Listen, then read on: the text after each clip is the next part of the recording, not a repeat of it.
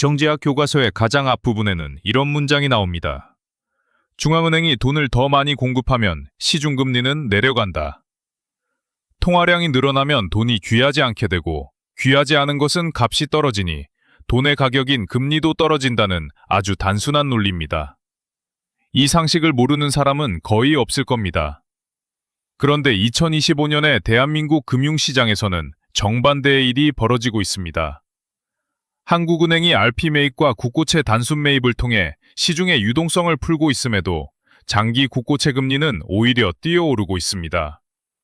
프로세큐트 겉으로만 보면 물을 뿌려 불을 끄고 있는데 실제로는 불길이 더 세지는 기묘한 장면을 보고 있는 셈입니다.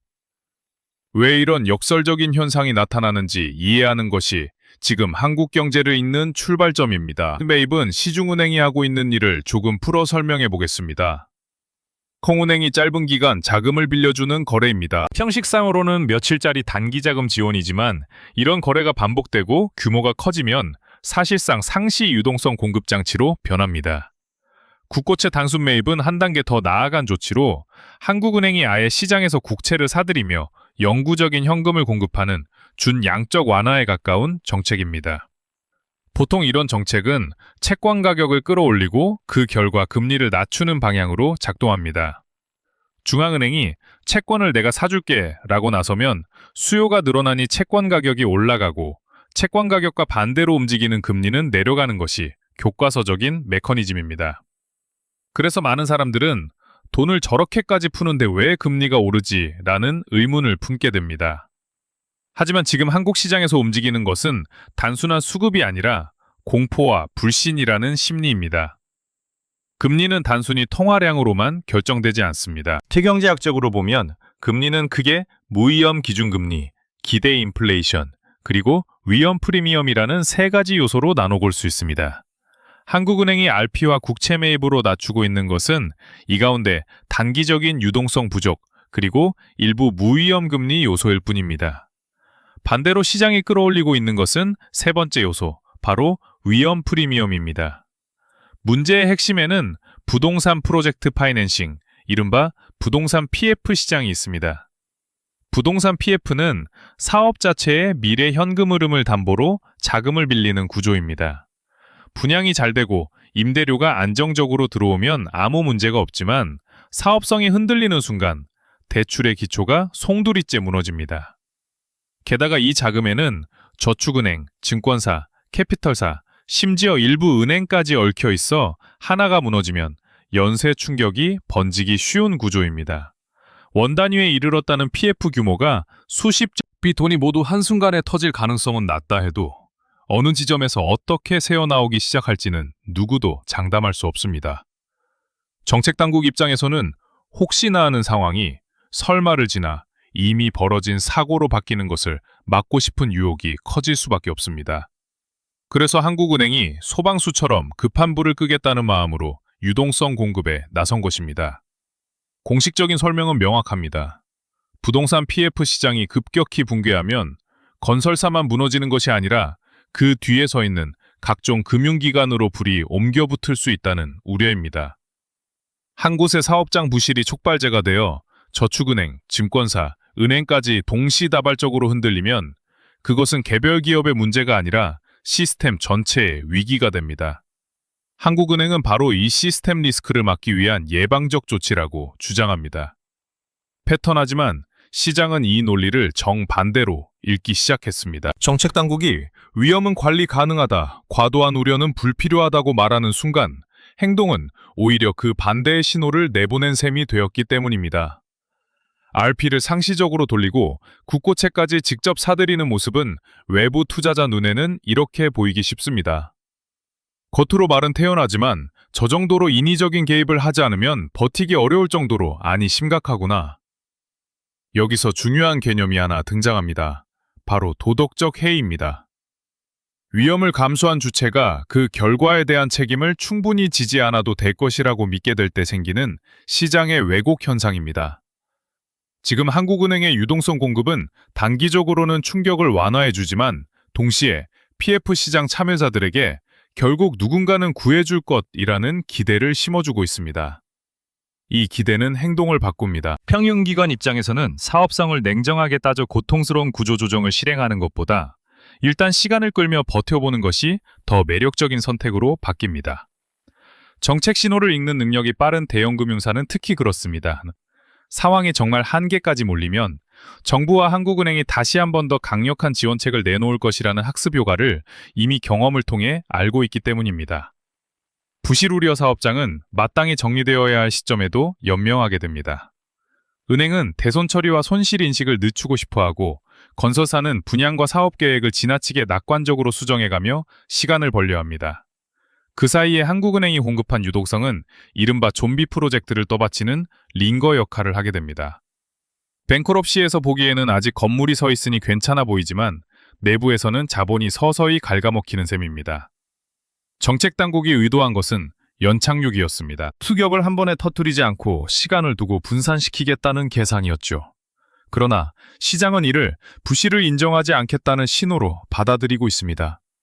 위험이 투명하게 드러나지 않으면 투자자는 그 위험을 숫자로 계산하는 대신 더 높은 금리를 요구하는 방식으로 스스로를 방어합니다. 이때부터 국고채 금리에 붙는 위험 프리미엄이 빠르게 두꺼워지기 시작합니다. 같은 기간, 같은 물가 전망이라도 투자자는 이렇게 생각합니다. 한국이라는 채권을 들고 있는 것은 다른 나라보다 더 복잡하고 예측하기 어렵다. 그러니 그 불확실성의 대가로 조금이 아니라 상당히 더 높은 이자를 받아야겠다. 이것이 이른바 코리아 리스크 프리미엄입니다. 단순히 한국이 위험하다는 막연한 낙인하다, 정책의 일관성과 부실 처리 방식에 대한 불신이 이자율로 계량화되어 나타나는 현상입니다.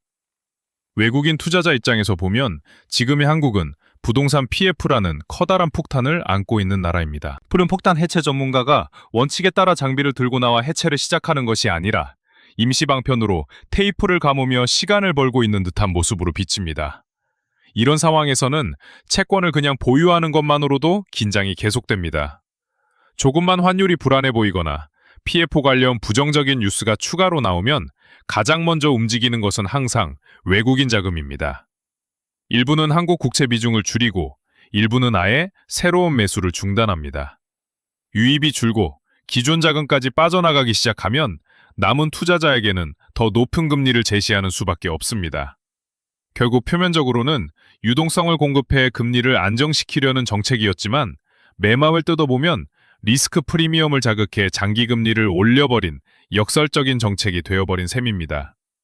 이것이 바로 우리가 처음 던졌던 질문, 돈을 푸는데 왜 금리가 오르지에 대한 첫 번째 해답입니다. 피빠제에는 단순한 자금 수급이 아니라 부실을 대하는 태도와 정책 일관성에 대한 시장의 평가가 깊게 녹아 있습니다. 금리는 숫자로 보이지만 그 안에는 경제 주체들의 심리와 신뢰, 두려움이 함께 들어 있습니다. 그렇다면 이런 코리아 리스크 프리미엄은 언제부터 어떻게 축적되어 온 것일까요? 단지 최근 몇 달 사이에 뉴스 몇 개 때문에 생겨난 현상이라고 보기에는 그 규모와 속도가 너무 큽니다. 시장의 불신은 보통 어느 날 갑자기 생기지 않습니다. non-existent는 오랜 기간 반복된 선택과 신호의 결과로 서서히 쌓이다가 어느 순간부터 자리 잡은 인식이 듭니다. 멕시코 많은 경제 전문가들이 그 출발점으로 지목하는 사건이 있습니다. 부동산 PF 위기의 상징처럼 남아있는 대형 재건축 사업, 바로 둔촌주공 사태입니다.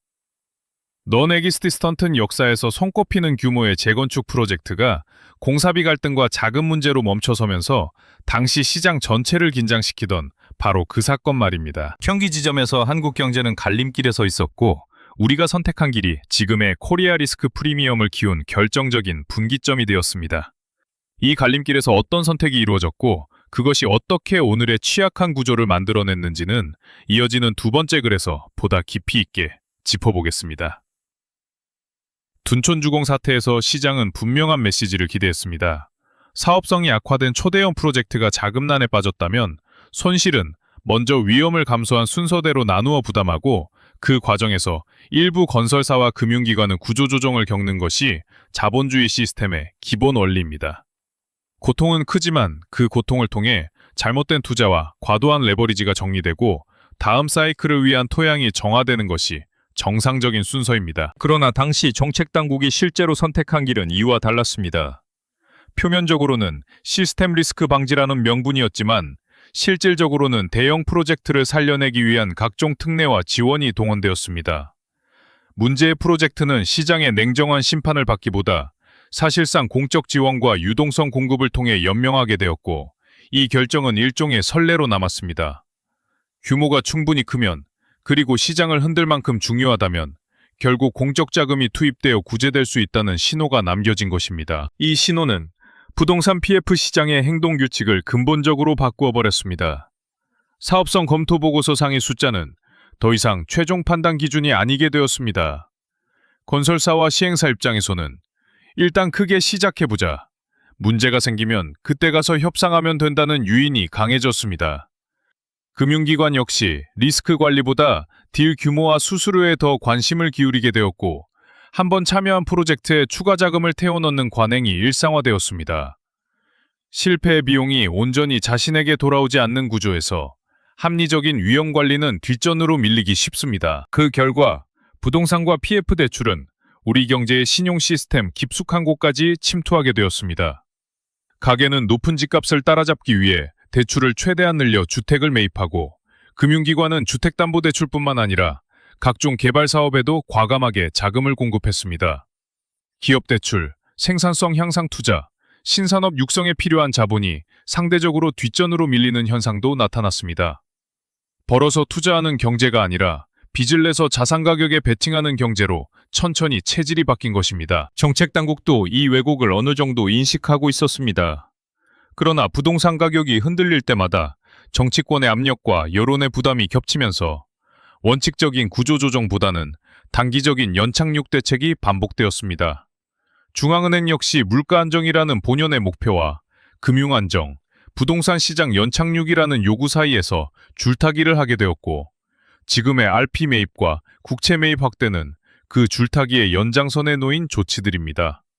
겉으로는 독립성을 강조하지만 구조적으로는 부동산과 금융 시스템의 결합이 너무 깊어져 강한 긴축이나 부실 정리를 과감하게 추진하기 어려운 상태에 이른 것입니다. 여기서 한번 시야를 넓혀 해외 사례를 살펴볼 필요가 있습니다. 부동산과 금융의 거품이 붕괴되며 시스템 전체가 위기에 빠진 경험은 한국만의 사건이 아닙니다. 북유럽의 일부 국가들은 부동산 가격이 급락하고 은행이 연쇄 부실에 빠지는 상황에서 정치적으로 매우 부담스러운 결정을 내렸습니다. 부실 자산을 통합해 처리하는 별도의 기관, 이른바 배드뱅크를 만들어 은행에서 떼어내고 은행 주주와 채권자에게 상당한 손실을 먼저 부담시키는 구조조정을 실행했습니다. 단기간에는 실업과 경기 침체라는 고통이 컸지만 그 대신 금융 시스템은 비교적 짧은 시간 안에 재건되었습니다. 미국 또한 글로벌 금융위기 당시 비슷한 원칙을 선택했습니다. 복잡한 증권화 상품과 부실 자산을 정리하는 과정은 혼란스럽고 정치적으로도 논쟁이 많았지만 큰 틀에서 보면 손실을 숨기지 않는다, 부실을 한 곳에 모아 투명하게 평가한다, 가능한 한 시장가에 가깝게 정리한다는 원칙으로 진행되었습니다. 이러한 방식은 단기적으로 막대한 공적 자금 투입과 정치적 부담을 동반하지만 장기적으로는 금융 시스템에 대한 신뢰를 회복시키고 정상적인 신용 중개 기능을 되살리는 데 유리한 접근입니다. 한국이 지금 동일한 방식을 그대로 도입해야 한다는 뜻은 아닙니다. 각 나라의 금융구조, 자본시장 발달 정도, 정치, 사회적 수용성이 다르기 때문입니다. 다만 중요한 것은 부실을 어떻게 다루느냐가 향후 수년간의 성장 경로와 금리, 환율, 자산 가격까지 좌우한다는 사실입니다. 우리는 지금까지 부실을 분산시키고 시간을 벌어 연착륙을 시도하는 방식에 더 익숙했습니다. 반면 부실을 한 번에 인정하고 통증을 받아들이는 방식은 정치적으로도 사회적으로도 시도된 적이 거의 없습니다. 이 차이가 바로 코리아 리스크 프리미엄이라는 형태로 국제 자본시장에서 반영되고 있는 것입니다. 그렇다면 앞으로의 선택지는 무엇일까요? 첫째 길은 지금처럼 부분적인 유동성 지원과 미세 조정으로 시간을 계속 버는 전략입니다. 불이 날 만한 곳마다 소방차를 보내는 방식입니다. 이 접근은 단기적으로는 가장 편안해 보입니다. 실제로 특정 사업장이나 금융기관의 붕괴를 막는 데는 효과가 있을 수 있습니다. 그러나 장기적으로는 부실을 더 넓게 퍼뜨리고 불씨를 지하 깊숙한 곳에 숨겨두는 결과를 낳기 쉽습니다. 시간이 지날수록 부실의 총량은 줄지 않고 금융 시스템 전체의 신뢰도는 조금씩 깎여나갑니다. 둘째 길은 구조적 수술을 택하는 것입니다. 부동산 PF와 연관된 자산들을 범주별로 나누어 회생 가능한 사업과 회생이 불가능한 사업을 명확히 구분하고 후자에 대해서는 조기에 손실을 확정하는 방식입니다. 이 과정에서 배드뱅크나 부실정리 전문기구가 활용될 수 있습니다. 중요한 것은 손실을 누구에게 어떻게 배분할 것인지에 대한 사회적 합의입니다. 세금으로 모든 부실을 떠안겠다는 접근은 도덕적 해이를 더 키울 뿐입니다. 자본을 제공하고 위험을 감수했던 주체들이 우선적으로 손실을 부담하는 구조가 마련되어야 다음 사이클에서 행동 규칙이 바뀝니다. 물론 이러한 수술은 고통스럽습니다. 일부 금융기관은 자본 확충이나 인수합병을 피하기 어렵고 일부 건설사는 시장에서 퇴출될 수 있습니다. 단기간 동안 일자리 감소와 지역 경기 침체가 나타날 가능성도 큽니다. 그렇기 때문에 정치권과 정책당국은 늘 지금은 때가 아니다, 조금만 더 지켜보자는 유혹을 받게 됩니다. 그러나 그 유혹이 반복될수록 시장은 한국의 부실 처리 능력에 대해 더 깊은 의구심을 품게 되고 그 의구심은 금리와 환율, 신용 스프레드의 형태로 수치화됩니다. 결국 피하려 했던 정치적 비용이 더 큰 형태로 되돌아올 위험이 커지는 것입니다. 이와 별개로 개인 투자자와 가계 입장에서 중요한 질문이 하나 있습니다. 이 복잡한 정책 논쟁과 구조조정 논의 속에서 나는 무엇을 보고 판단해야 하는가? 라는 질문입니다.